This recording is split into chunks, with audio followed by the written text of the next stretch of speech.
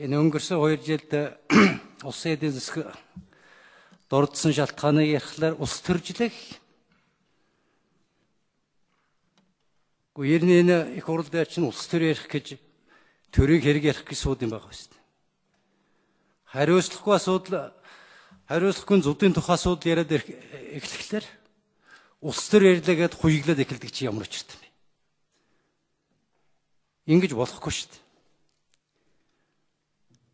Энэ ардын намыг засагт орох хүртэлх хугацаанд арчилсан нам эвсэл 2 нийлээд засаг байгуулад 2 жил болоод эдийн засаг унгасан чинь үнэн биз дээ. Энийг чинь хэлж шүү дээ. Юунд нэгдүүсэд байгаа. Болохгүй байна гэдэг та нар өөрснөө огцруулаа биз дээ. Ачаагаа даахгүй байна гэдэг ардын намыг үцсгасан биз дээ та нар. Тэгээ одоо энэ ажилд орчиход эдийн засгийн байдал ийм байна. Энээс гарыг гэсэн юм ярихлаар хамгийн гол нь хүнтэй бүлгэн эсэргүүцэд эхлэхлээр чи юу гэж үсэх юм чинь? Эрүүл юм уу согтой юм? Ойлгохгүй байна. Тийм учраас энэ цаантал юм ярмаар байна шүү. Хариуцлагын асуудал ярихлаар улс төржүүлдэ гэж бултаж мөхөр нөхөнд гүйж ордог одоо болох хэрэгтэй. Альч нам ялгаагүй. Альч нам ялгаагүй. Хариуцлагын зүдний үргэлжил энэ улс орны байдалд энэ 2 жилд орсон шүү дээ. Би энэ өмнөх засгийн төрүүчийн засагт байсан 3 дахин бага мөнгөтэй засгийн газрын бүрэлдэхүүнд би байсан юм шүү дээ. Тэр үед чи мөнгөөр халигч салгиж яасан шүү дээ. Миний хариуцлага агентик болгон дээр бүтээн байгуулалт ажил хийгддэг байсан шүү дээ. Явснаас хойш 2 жилийн хугацаанд бүх юм зогссон шүү дээ. Сая очоод хөрөнгө оруулалтын юм ганц нэг юм төгрөг салгаж авч чадсан үгс чинь таныг явснаас хойш ганц компьютер ч аваагүй гэж 2 агентлаг сууж илэн лээ. Ийм л байдалтай болсон шүү дээ. Ард түмэн чи мөнгө болчихсон байгаа нь үнэн шүү дээ. Цагаан сараа яаж тэмдэглэе гэж арга чарга хайгаад цалин тэрхүүрийн зээл тавиал явж л байгаа шүү дээ. Тэгээ ийм хариуцлагын асуудал ярихлаар та бүхэн энэ бултдгаа нэгдүгээрт болчихоо. Хоёрдугаарт энийг хэлэлцээд гаргасан дээр байх гэдэг байр суурийг би хэлэх гэсэн юм. Энэ сайхан бэлэгч орж ирэл хямарчлаа эдийн засаг гэж 3 удаа үйлчээд гарсан биз дээ. Тэгээд энийг сайжруулах гэсэн санал оруулаад ирэхлээр нь сайхан бэлгийг ерөнхий сайдд нэр дэвшүүлсэн нам жадлан эсэргүүцэд эхлэхлээр чинь яаж энэ ажил чи явах юм?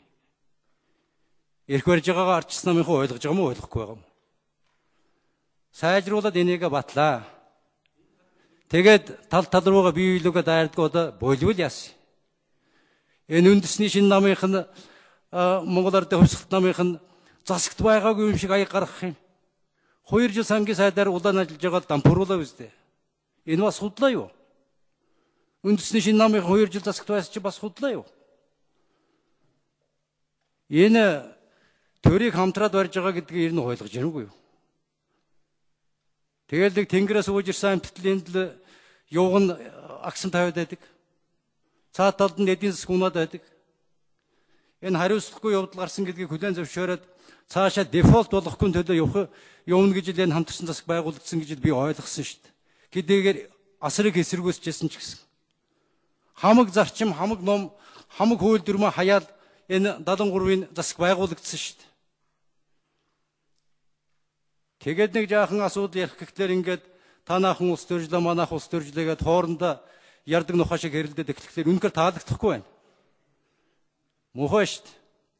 Анхнаас яах гэж засгийн газар асуудал оруулаад ирэхлээр арчилсан намын бүлэг дэмжихгүй гэдэг мэдэгдэл гаргасан юм. Энээс л энэ хэрүүл чинь эхэлсэн шүү дээ.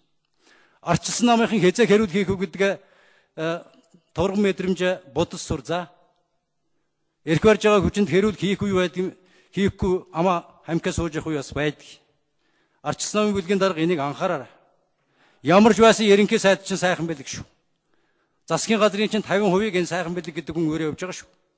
Сайхан бэлэг огцрохлаар засгийн газар огцрно гэдэг хууль биччихсэн байгаа үз.